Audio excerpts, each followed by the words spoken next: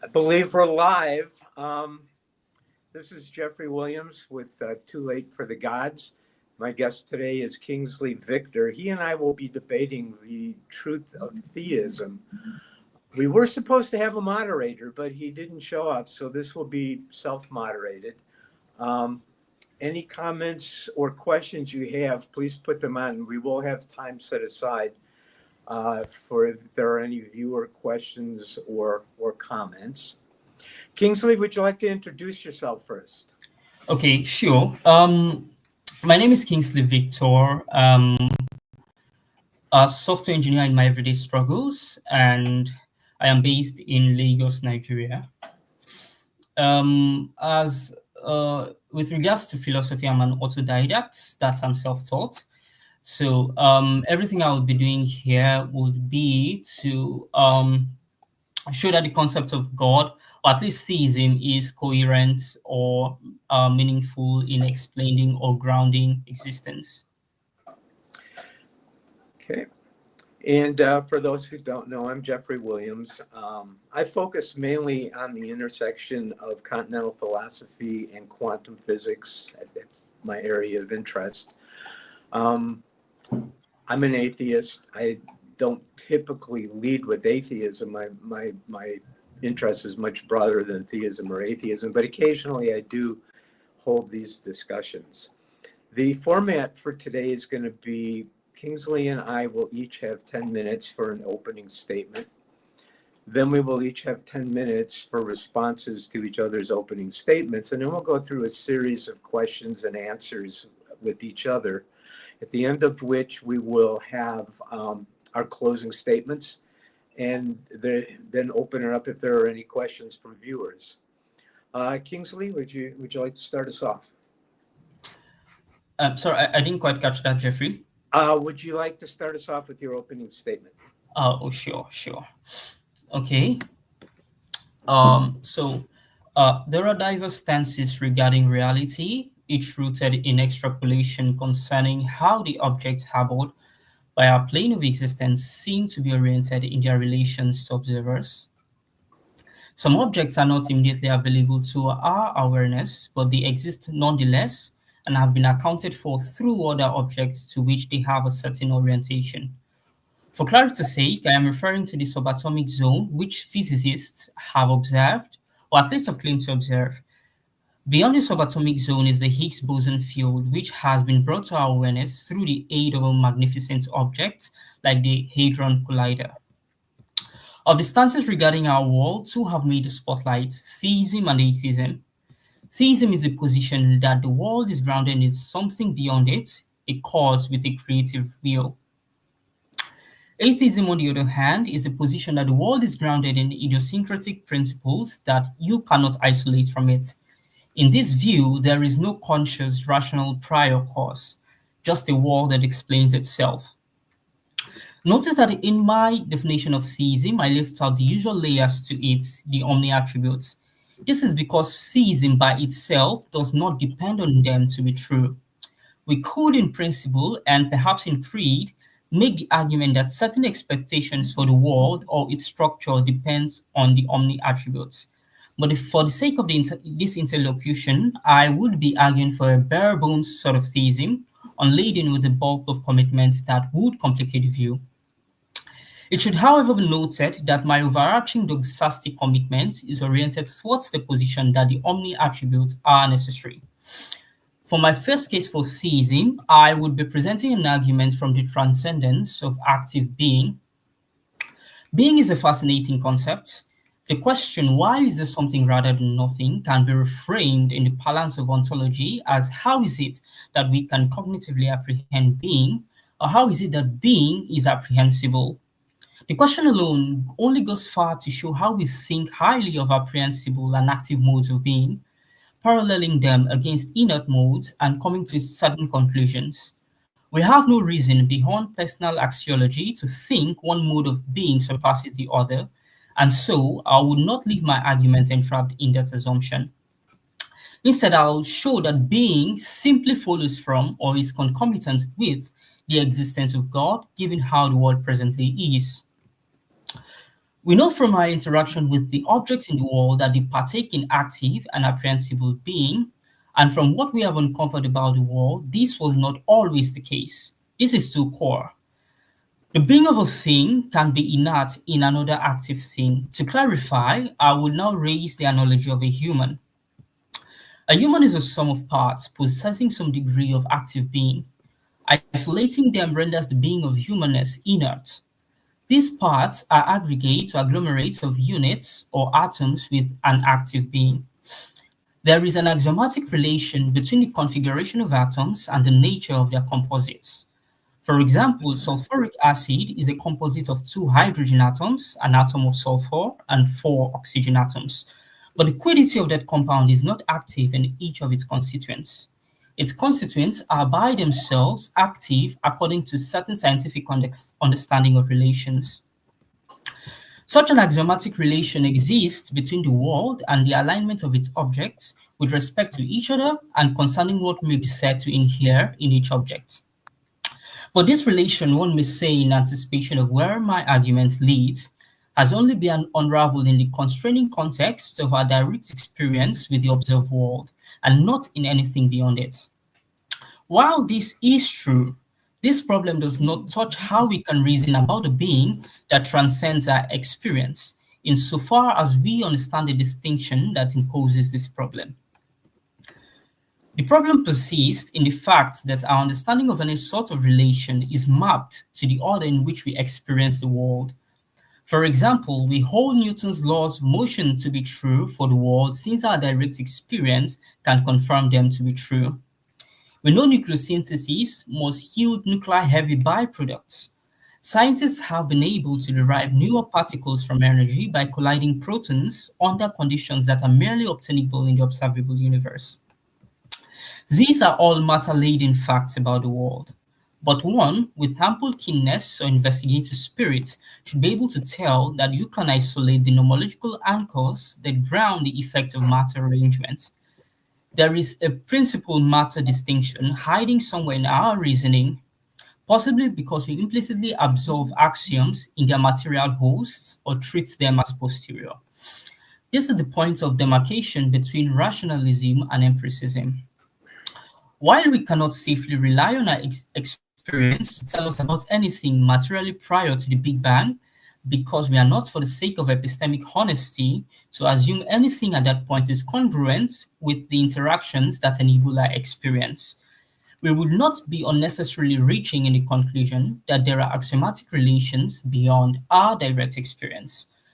These relations would exist before the Big Bang, for the very existence of the universe depends on axioms that will determine the conditions that are congruent with what we now call a universe. To clarify my stake in this enterprise, I mean we should expect that there are principles that take the form of such and such is equivalent to what we have come to call a universe, or such and such arrangements should yield a world with rational and or sentient beings to exist prior to the instantiation of such arrangements. We can combine this primer with our current understanding of the universe in relation to its origin to argue that there is an axiomatic relation through which other relations subsist. To imply that a reality under a certain configuration is different from one under another, we are thus arguing for a distinction that can only be imposed by something that already possesses active being. To clarify, suppose a principle X is such that X has the value of a certain arrangement is congruent with a universe that can accommodate consciousness. Invoking X implies that there are conditions that are incongruent with such a type of universe. Given the reasoning tools we now possess, the only feasible way a distinction between these conditions can be manifest is for there to be a progression of change, such that the principle X is first inert. As themists would put it, there is an act-potency distinction. Another principle or axiomatic relation has to take X to an active stage. This principle could not have been inert and consequently would have no emergent distinction since it would need no activation from anything outside it, being itself already active and enforcing distinctions. It could be said that this is the principle being or the core of being, as it activates other relations. With the underlying tensions in how we can engage with the matter having been relieved, mutatis mutandis, we can derive a syllogistic formula for the sake of formality.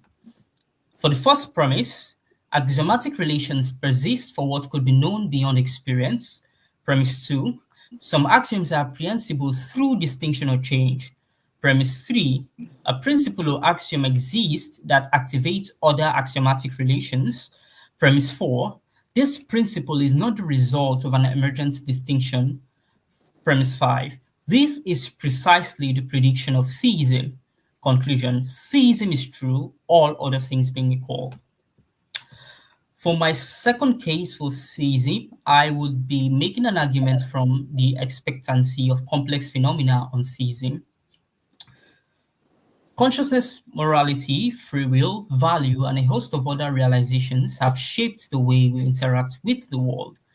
These small-scale miracles have also fascinated philosophers, as there are diverse formulations, each perhaps favored by specific schools of thought, through which we engage with them. Some are privy to and have embraced ontologically lighter accounts of these realizations. Naturalism, a philosophical facet that favors a more nature-bound explicance, has been an active school in this engagement.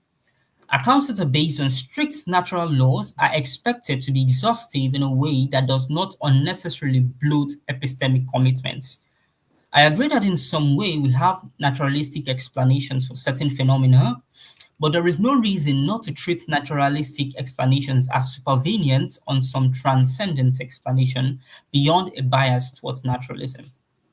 While we can in principle divorce naturalism from materialism, its implications are materialist if we must maintain any meaningful difference from theism.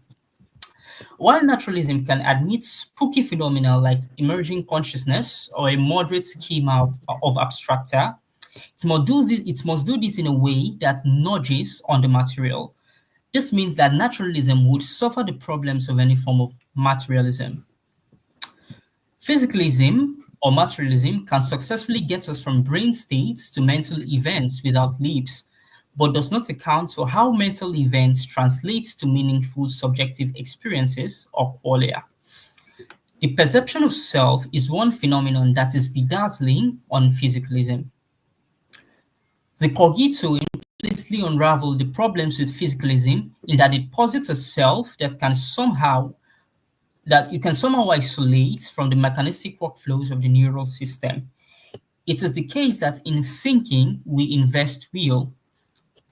I do not feel probed to think in a way that I cannot veto. I can feel the quail of pain or hunger in an isolated mode.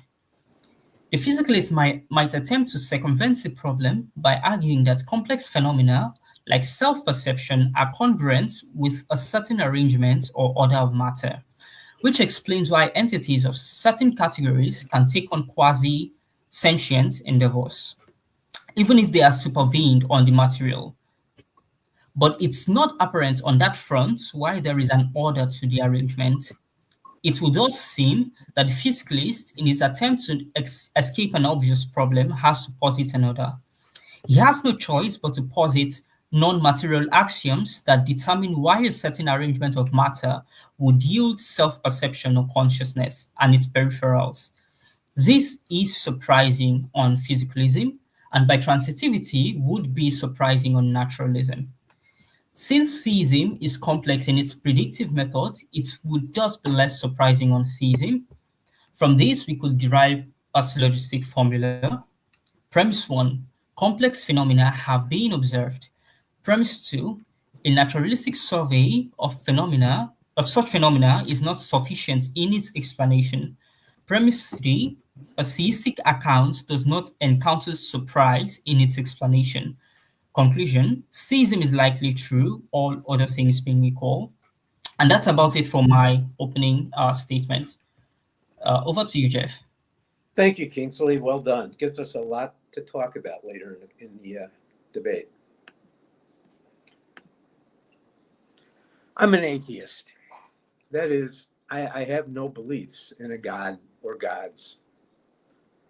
The reason I'm an atheist is simply I've found no valid grounds for believing in any God. I would be perfectly justified in just leaving it at that.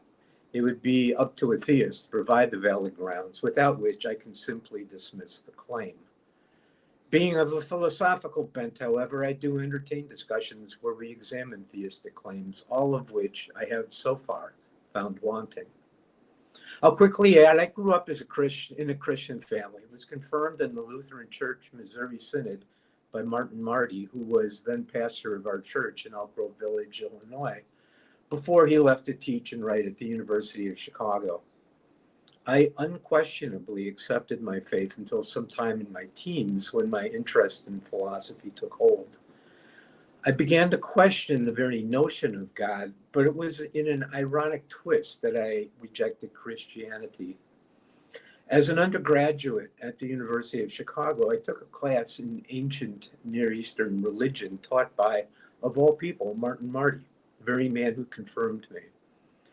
It was here I learned of the derivative nature of the Bible as a Jewish cultural reworking of earlier Near Eastern religions and gods. It dawned on me that this wasn't a unique instance of God revealing himself in Scripture, but rather one of many derivative cultural declarations, a work of men.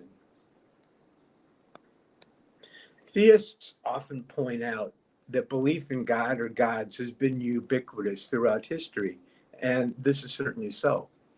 But then so has superstition, and ubiquity is no indication of truth. To the contrary, that such a variety of gods has evolved over the ages would more likely suggest theism to be a psychological and cultural manifestation emerging from our own common nature than it would be any supernatural event of a single god. The earliest gods were animations of natural phenomena, wind, fire, rain, etc.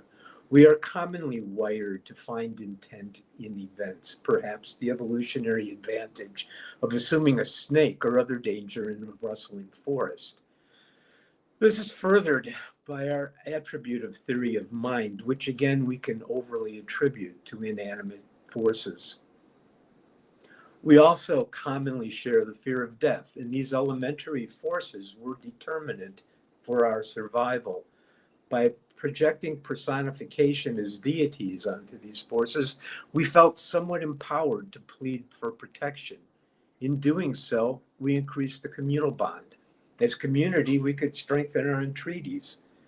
But woe to the infidel whose blasphemy imperils the entire community. And thus appear the gods. From animism to shamanism to polytheism to monotheism. And these gods generally evolved into one of two forms. The protective gods, as I just described, were the punishing lawgivers, fearsome deities who demanded obedience and sacrifice for protection and divine the morality of the community. Always projections of father figures, or sometimes mothers. Our common example in the West is the father god Yahweh is the avenging and jealous lawgiver and protector of the Jews. But mankind also is commonly in awe of what is unknown and mysterious. And from this calling of being emerged the ecstatic gods, whose ability to take us beyond common everyday stasis to a truth beyond was seen as a path to enlightenment. The Greek wine gods, as in the ecstatic Dionysian rites of Pythagoras, and Heidegger's understanding of Jesus as the third Greek wine god, were Islamic Sufis, or the meditations of the Buddhists, which took the groundbreaking step of ecstasy without a god. It seems apparent to me that we have always, until recently, created our own gods out of our common humanity. But in doing so, we also defy our common humanity. Religions emerge from gods. Worldviews emerge from religions. Worldviews are radically reductive and closed. This leads to totalization of the logic and core beliefs inherent in the worldview. And totalization engenders totalitarianism, and thus the bloodshed and torture of the wars of the gods. I'm more than passingly familiar with all the major arguments and claims for God and found none of them convincing. Common among them are false premises, many of them axioms of primitive and obsolete physics, such as that of Aristotle, and empty, ungrounded metaphysical claims. Some, such as the ontological argument, are no more than word tricks. Being is not a predicate. Others, such as Plantinga, merely attempt to lower the bar on what we should accept as compelling evidence, and yet others claim that the preponderance of evidence points to theism, avoiding the problem that a mountain of false claims still rings false. I anticipate going further into some of these arguments today. The world is not reducible to metaphysical systems and worldviews, and perhaps it is the ecstatics who can show us a better way. I don't deny the call of the mystery of being, our essence as an integral aspect of being and its foundation of truth. God, however, provides a false answer to that call, which blocks the more authentic questioning of our essence in relation to being. God is not only false, but mortally dangerous. The salvation lies in a questioning and appeal to the holy without God. We are in a dangerous and transitory phase at this moment where we might again reclaim the authentic questioning of being away from God in metaphysical worldview, and in doing so reclaim the original meaning of logos, or irrevocably lose the question altogether. As Heidegger put it, we came too late for the gods and too soon for being, whose just begun poem is man.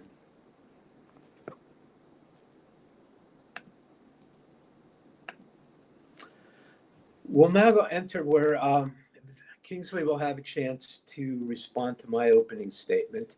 And after that, I will respond to Kingsley's. And then following that, we will have such of he and I questioning and answering. Kingsley? Okay, yeah, can you hear me? Yes. Okay, yeah, so you did say a lot, quite a lot, and to be honest, I didn't really capture much of what you said, but I was able to at least get a hold in mind of your arguments from a kind of multiplicity of being, or a kind of argument from the fact that theism has always evolved. Let me know if I am engaging with your viewpoint correctly, Jeff. Well, I wouldn't characterize being as a multiplicity. It's certainly a manifold. Everything possible exists within being, but all we can say about being is what is revealed to us bit by bit in our world. Beyond that, there's not much we can say about being. Okay. I want to respond specifically to your argument that we've always, or the trope concerning theism has always changed. So I do not think it's antithetical to theism in a way that you can contrive a sort of foolproof knockdown argument against theism. So I think you could couch the fact that theism, or idea of God, has always evolved, like from animism to shamanism to polytheism and to monotheism. So we could argue that just like our views, or just like knowledge has always increased regarding diverse aspects of reality, so has our knowledge concerning being changed as well. So we could still, we could, like I said, we could couch that fact in certain explanatory frameworks. For example, Hinduism still accommodates a kind of polytheism, where the devas are manifestations of Brahman, or we come to West African religions where we have a core of being, I think called Nana Buluku, and then lesser gods, or we come to African religions like Chukwukike, we have the Alusi, the lesser gods. Um, in Christianity, too, we could explain the fact that theism has always evolved through a Christian lens as well. So we could couch the argument in the fact that in the Christian worldview, there is the possibility of man trying to subsume the concept of being in part, such that spooky entities like demons try to hijack um, these concepts and to bandy them around, yielding possible errors or yielding various diverse errors. So I do not think, in a way, you can knock down or you could repeal theism from the fact that we've always sort of evolved in our thinking about gods and all. Let me know what you think, Jeff. Well, the point that the evolution of gods mirrors our evolution of our understanding of being has some truth to it, but doesn't imply that it was at any point a true interpretation of being. We still have the problem that we can interpret being without reference to a God, and there are no grounds other than imaginary for positing a God. Okay, let me be sure I understand you clearly. Are you sort of drawing an inference from a caricatured view, a caricatured form of God, such that God is sort of an old man in the sky instead of like being the ground of being or being the core reality itself?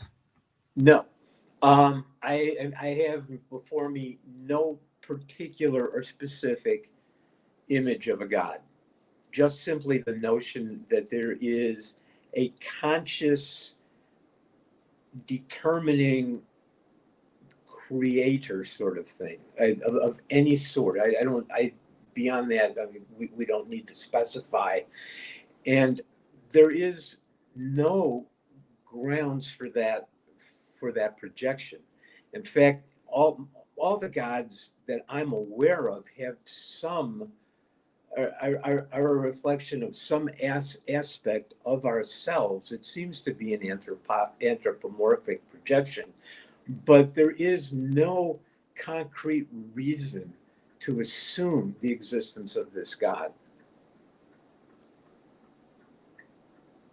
Okay. All right. So I don't think I have any rebuttals now. I will just listen to your rebuttals. Okay.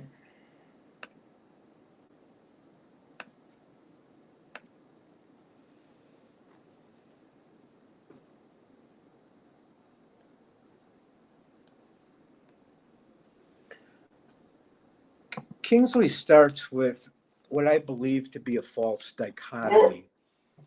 I apologize for my dog. If you excuse me for 1 second, I'm going to let him out in the backyard. There you go, Bo. Okay, Kingsley starts with what I believe to be a false dichotomy. It reduces stances regarding reality to theism and atheism, which dooms us to a false path from the start. The true divide is metaphysics and physicalism. Modern theism is a subset of metaphysics, which posits a substantial difference between the physical world and a claimed non-physical or immaterial existence. In addition, there are non-theistic metaphysical constructs which share the proposition that there is an ideal or non-physical reality that can be understood through the same epistemological apparatus with which we understand the physical. Physicalism also comes in various types, with most prominent of which are reductive and non-reductive. Both share the proposition that we lack any valid grounds for assuming anything beyond the physical, but differ radically in how we understand and relate to this physicality. Reductive physicalism assumes a rational and knowable universe, somehow perfectly in accord with our rationality and intuitions. This was the naive realism that dominated since Galileo and Newton and still holds sway in the sciences.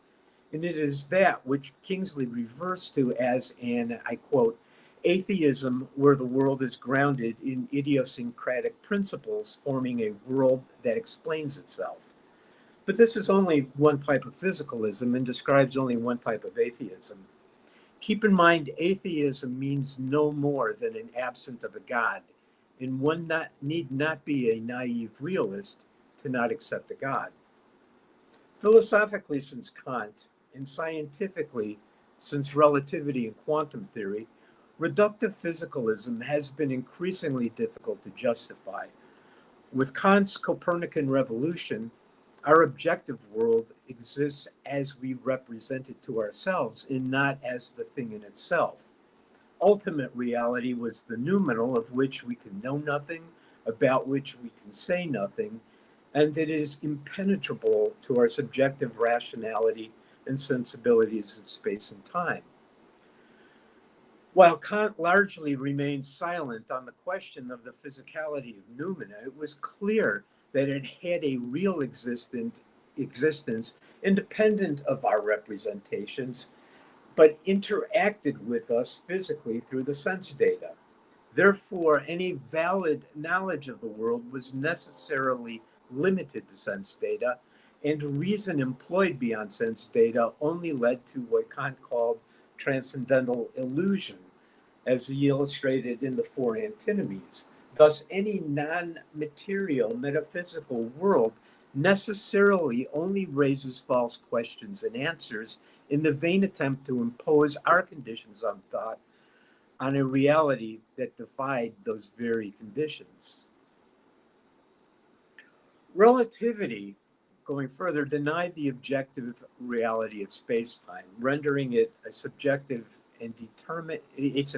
determination relative to other objects, and was in accord with Kant's subjective intuition of space and time. A major consequence of this was that with the elimination of any universal moment of now and of any universal sequence of events, there is no possibility of any one account of reality. The discovery of quantum theory moved beyond this to beyond any one account of reality to the impossibility of any complete understanding of physicality. Quantum existence lacked causality, space-time, and was irrational and indeterminate. The observer effect made the subject-object character of metaphysics obsolete, as we are unavoidably entangled with what we observe, and we and everything else in the world only exist in relation to each other. There is no fundamental ontological separation. Fundamental quantum reality, the indeterminate reality of superposition, entanglement, and waves, is the noumenal existence of Kant, of which we can never say anything positively, only negatively as its lack of correspondence to our conditions of thought. Thus, non-reductive physicalism rejects any notion of a separate ideal or non-physical realm.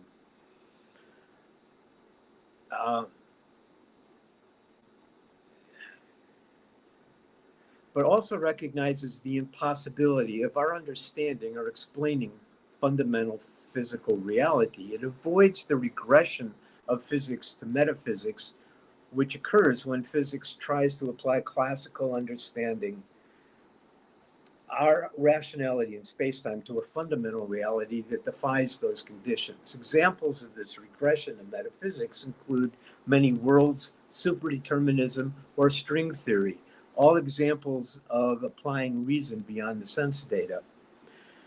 Non-reductive physicalism avoids the metaphysical error of trying to describe the incomprehensible, the very same error seen in theism. in the words of Wittgenstein, whereof we cannot speak, thereof we must remain silent. And that includes the naming of gods. Now let's look at Kingsley's first case. The argument is basically a defense of metaphysical conjecture about what exists beyond sense data and based on axioms. And this in support of what is basically the unmoved prime mover argument for God. This is a clear example of what Kant called transcendental illusion, and the one Kant addressed in the first antinomy in the Critique of Pure Reason. The base assumption in Kingsley's argument is that physical reality is orderly and correspondent to our modes of thought and perception, even at the level of noumena. He brings up the notion of axiom, and let's begin by looking at that. Axioms are no more than assumptions for the sake of argument, and as Poincaré, Boltzmann, Wigner, and others have shown, have an arbitrary component. They also tend toward cases of underdetermination, as it is often the case that theories based on contradictory axioms can equally explain the same event. Boltzmann used the metaphor of a deck of cards to explain the arbitrary nature of axioms in order. If we take a new deck of cards, it appears to be in pristine order, minimal entropy, with face value, ordered with face value within suit. As we consecutively shuffle the cards, the disorder increases and determines the arrow of time.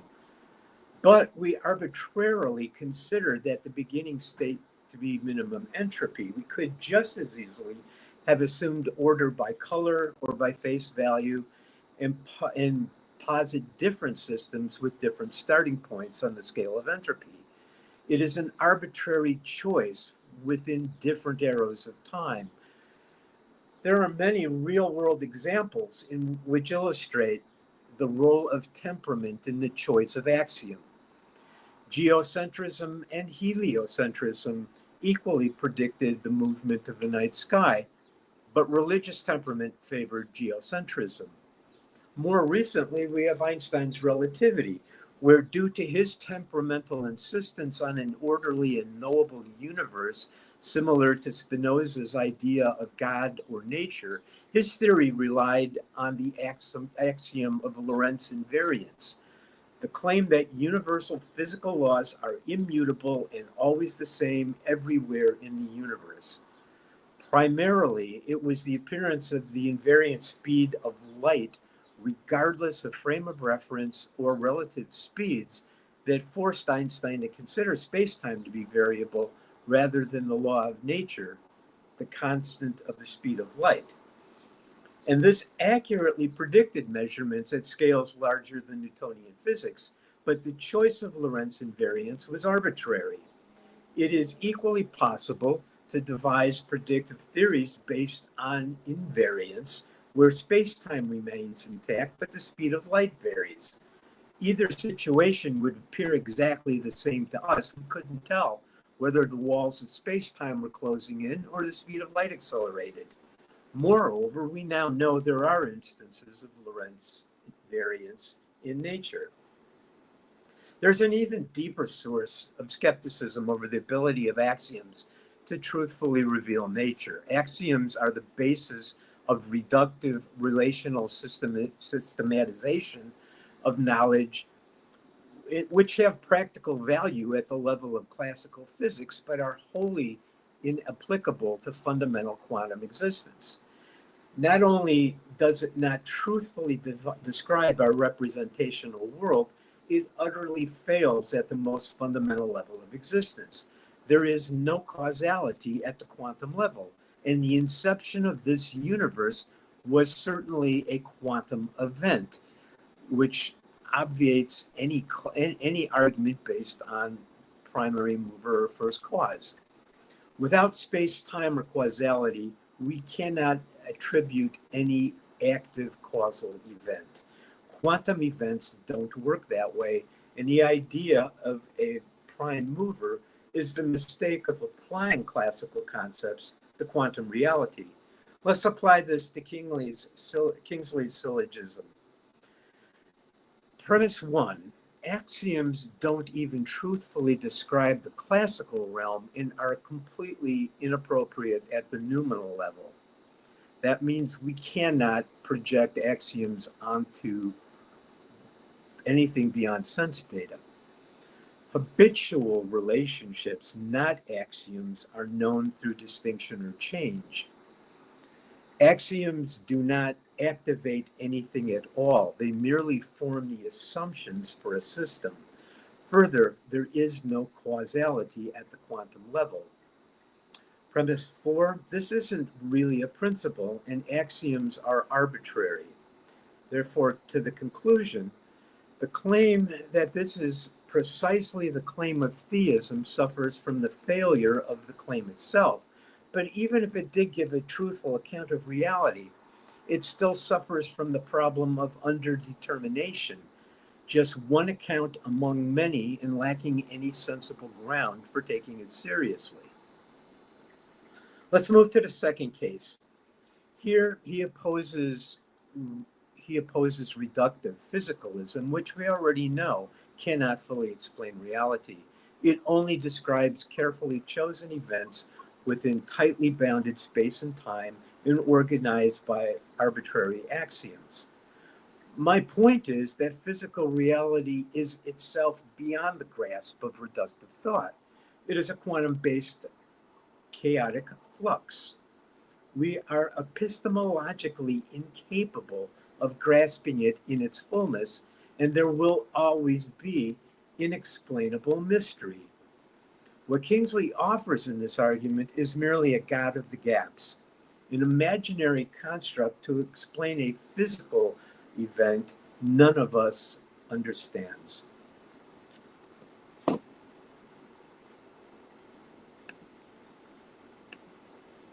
We'll now move to 5 minutes each of Kingsley. Will begin by questioning me, and then I will question Kingsley.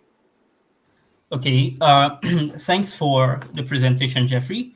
So for my first question goes like this.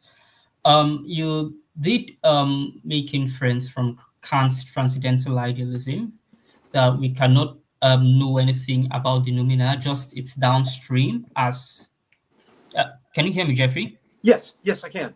Okay. Yeah, you said we can know nothing about the noumena, just its downstreams, that's the phenomena. So I want to poke one hole in transcendental idealism. It's a basic rejoinder. So the question is this: how does Kant purport to know that the noumena cannot be explained if he does not have some idea about the noumena itself? I mean, he did say, it seems secular, he did say that you can know nothing about the noumena, but how does he know that it is the case that you know nothing about the noumena if it is beyond cognitive grasp? I can answer that question more. I'll start with Kant, but the fuller explanation goes beyond Kant. For Kant, we have an innate rationality in the 12 categories of understanding. We have an intake of chaotic sense data, the jumble of the world, and our innate categories of understanding and our sensibilities of time and space exist to form some sort of order out of this chaos. Now, all we have is sense data. We don't have an eye on the world. So we have to draw in the imagination of space and time objects. These objects are simply the creation of our categories and our sensibilities. How could it be otherwise? What exists outside of our representations, we have no way of knowing because we can't represent it. We only know our representations. So that limits any valid knowledge to sense data because that's all we have to work with to make our objects, to make our concepts. There is no capability within there to do that. Now, if we go beyond Kant, let's go to the 21st century, what we know about quantum reality, what we know about relativity. What we know is that it defies our representations. We know now that sense data is just simply chemical electrical signals coming up a nerve chain into our brain. It does, all it is it's just electrical signals.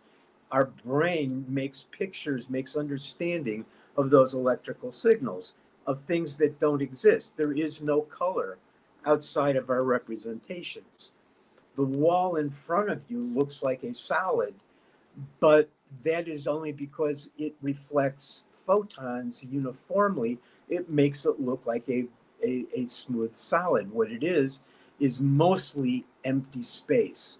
It's 99.9% empty space if we think of it as matter. What it really is a force field. It's an interplay of quantum fields, the energy of quantum fields. It's nothing like what we represent it to be. Space and time don't exist. We know that space and time do not exist at the quantum level. We know that entities don't exist at the quantum level. It's just simply the chaos of the quantum foam emanating from quantum fields. We have no way to understand that, and it shows up in things like entanglement and superposition. We can't grasp it. It's the noumenal, and we cannot think outside of space and time, and we immediately, intuitively attribute causality, but those things don't exist fundamentally. So we can't, what we know of quantum, pure quantum, the other side of the density matrix is only only negatively. We know that we can't penetrate it with our epistemology.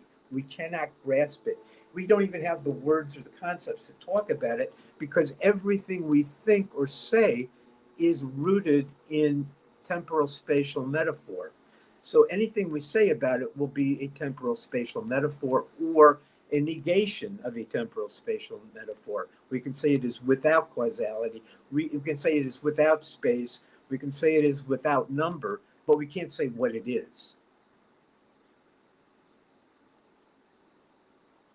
Okay. Also, you made mention of, sorry, you also said something about causality not existing at the quantum level. Right. So, I want you to be clear on that, because I don't know, it's not clear to me how causality does not exist in the quantum level.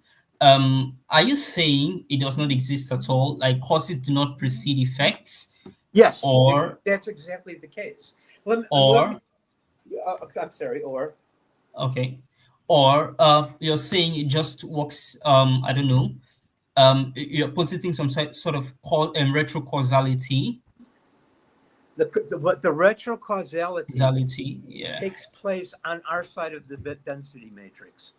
When causality does not exist until wave collapse has happened and we have our side of the density matrix, the classical world.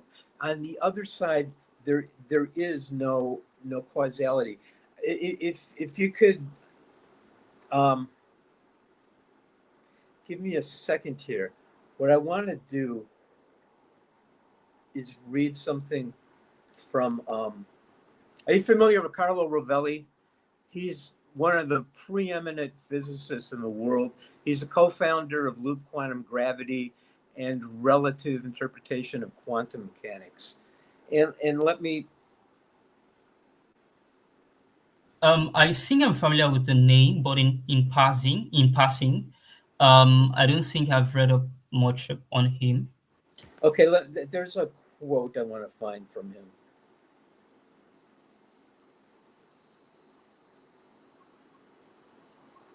Okay, he says, the laws of elementary physics, by elementary physics, he means quantum, the very bottom level of existence, do not speak of causes, but only regularities.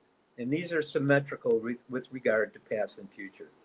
Bertrand Russell noted this in a famous article, writing emphatically that the laws of causality is a relic of a bygone age, surviving like the monarchy only because it is erroneously supposed to do no harm. Now, he goes on to say his exaggerations, of course, he exaggerates, of course, because the fact that there are no causes at an elementary level, which is at the quantum level, is not a sufficient reason to render obsolete the very notion of cause. At an elementary level, there are no cats either, but we not for this reason. But we not for this reason cease to bother with cats, because causes memory traces the history itself of the becoming of the world that unfolds is not only across centuries of human history, but in the billions of years of great cosmic narrative.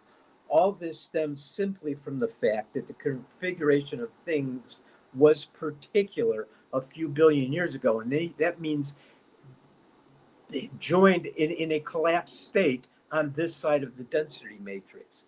And particular is a relative term. It is particular in relation to a perspective. It is a blurring. It is determined by the interactions that a physical system has with the rest of the world, which is our side, not the quantum side. Hence, causality, memory, traces, the history of the happening of the world itself can only be an effect of perspective, like the turning of the heavens, an effect of our particular point of view in the world. Inexorably, then, the study of time does nothing but return us to ourselves. There is no causality at that level. And it's often, and people have a hard time with this because it's thought, well, at the point of there has to be something that causes that initial collapse, but the collapse from superposition to eigenstate is not a physical event. It's an epistemological event. It is a reduction. What happens in phase reduction in reduction from superposition to eigenstate is called a reduction of phase information. Instead of seeing the entire superposition, the information becomes reduced to one of the possibilities, one of the pointer states. But that's not a causal event. Cause doesn't happen until that has happened. We see causality in our classical world, but as he said, that again is merely, first of all, that is predicated on a subjective reduction, an observation that collapses the wave. But also what we see as causality is always perspectival. If you look at Einstein's relativity, it is possible to see a bullet hit before the gun was fired. It all depends on perspective and relationships. There is no, but it's just simply a fact of physics these days. There is no time or space, and there is no causality before there is collapse to eigenstate. And that does not happen causally, which means in the creation of this universe, if you want to call it a creation, was a quantum event, which means the first trigger was not causal. It was an information phase reduction, an entirely different sort of thing. And that's why I said in my opening, most of the arguments, the logical arguments, the deductive arguments for God are premised on a totally obsolete physics. Most of it going back to Aristotle, who was the greatest physicist of his time. But if he had had the advantage of the dual slit experiment, he would have had a very different physics. If he were alive today, he would have a very different physics. Okay, so I was going to ask this. You seem to be favoring Bohr's wave function collapse over Everett's many world interpretations, just to be clear. Yes, completely. And I could speak to why I do. Bohr and Heisenberg both rightly saw that everything that happens on the other side of the density matrix is, I mean, they were Kantians, and they saw that as noumena. We cannot understand it. And to this day, we cannot understand superposition. We cannot understand entanglement. We cannot think of the lack of space-time.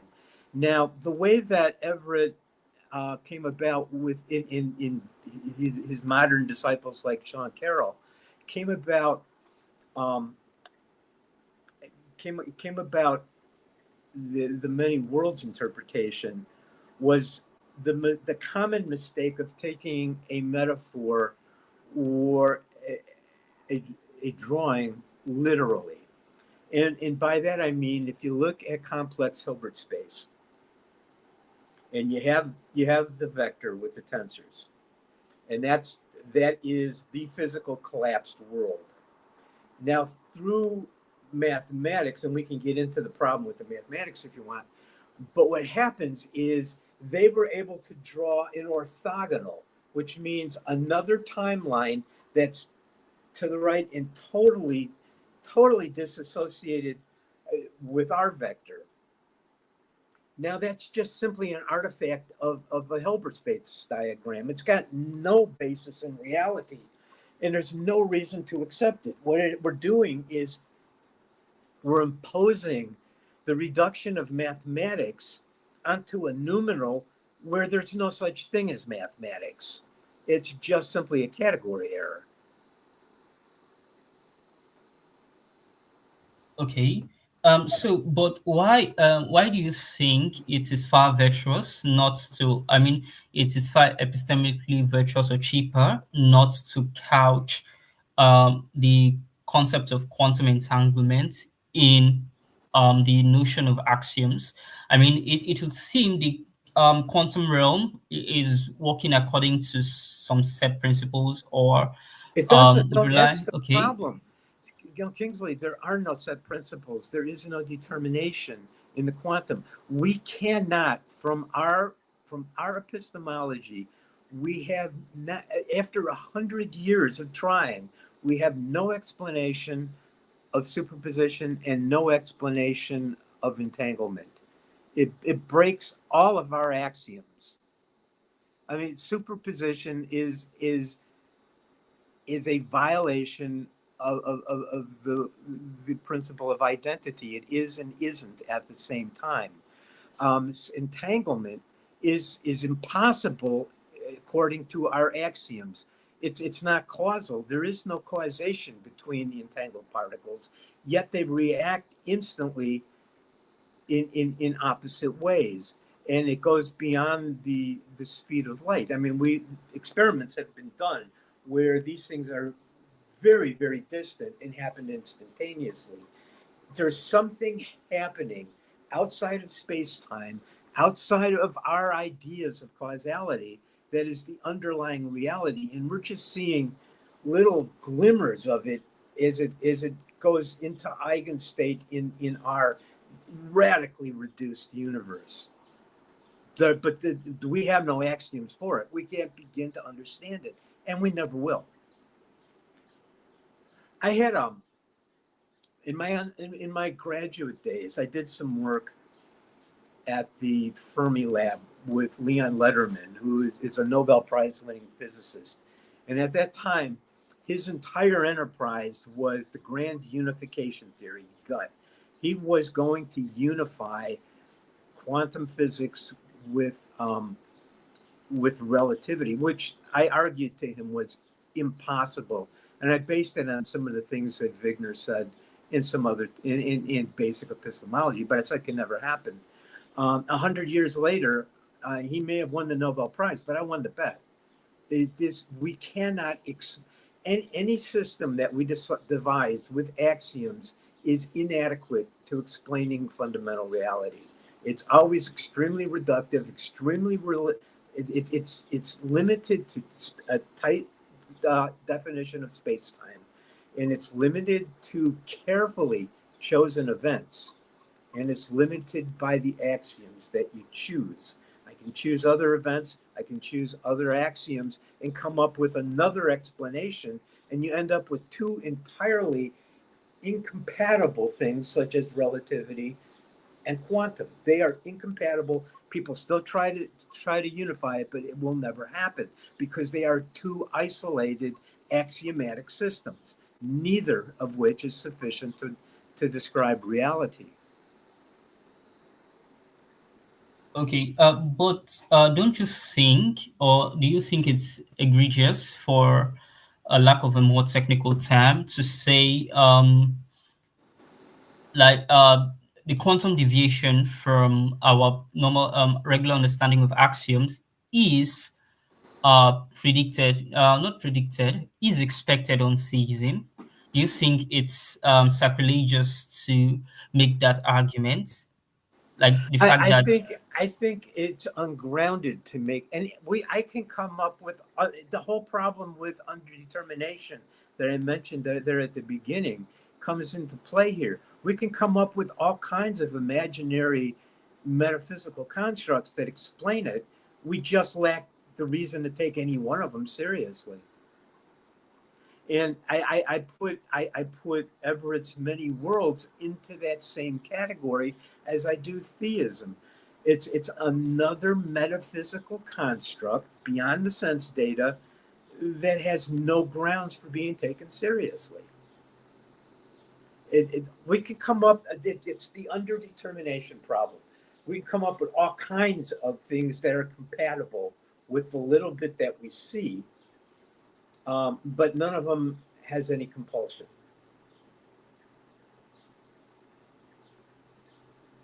okay, I think that's about it for my questions, or at least ones I can think of right now.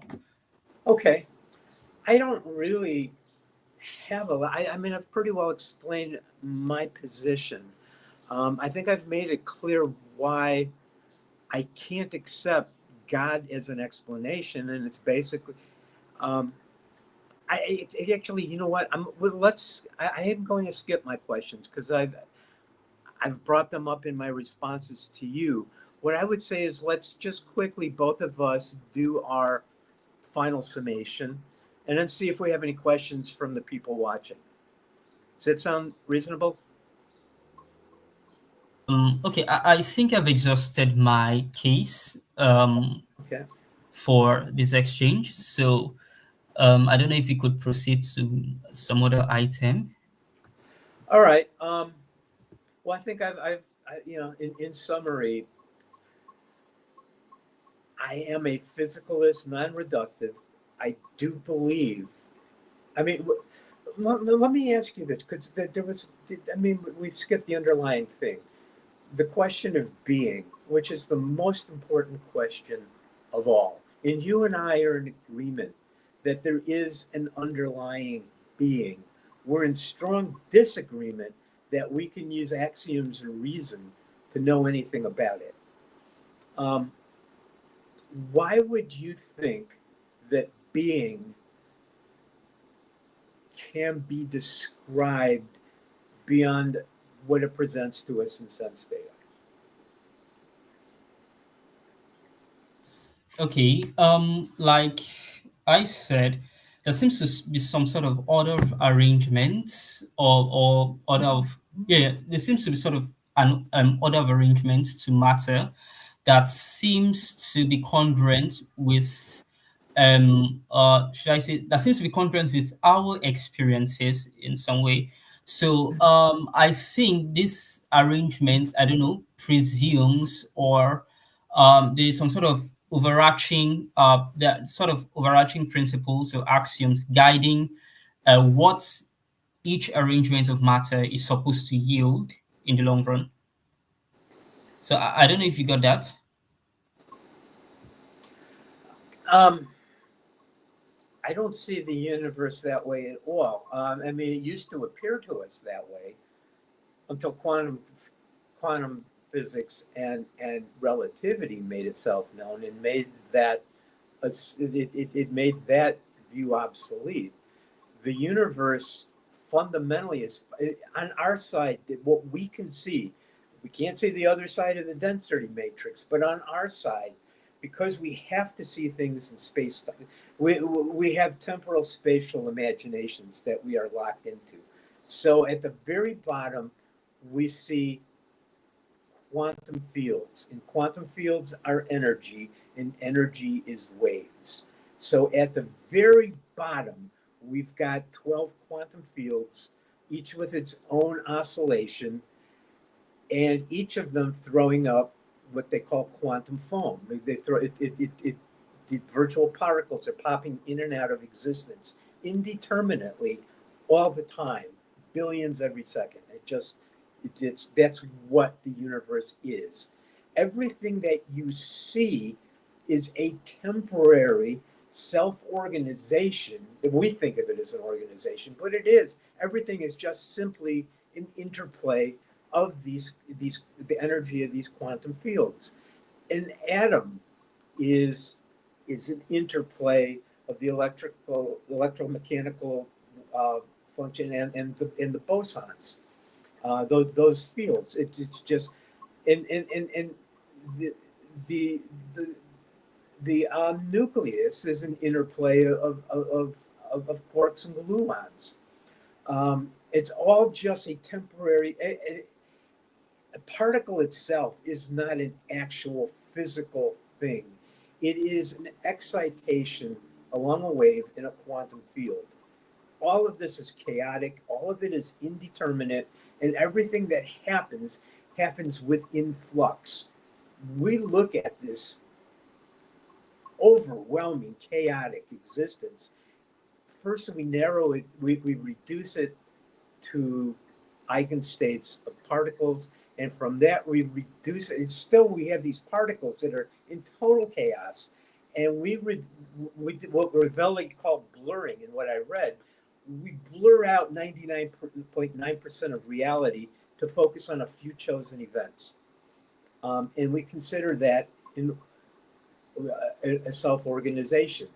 And if we take those, we can kind of impute systems on these things, but they're always temporary, they're always fleeting. Now that temporary might be billions of years, or it might be a split second, but it's always in flux, because the foundation is pure flux. It's just fluctuations in quantum fields.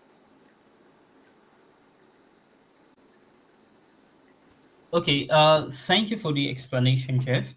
So I will be honest, I do not have a response to all you've said, primarily for the reason that I'm not committed to quantum physics as you are. I mean, you did teach quantum physics. Correct me if I'm wrong. No, I taught philosophy. I studied quantum physics at the graduate level. I studied it.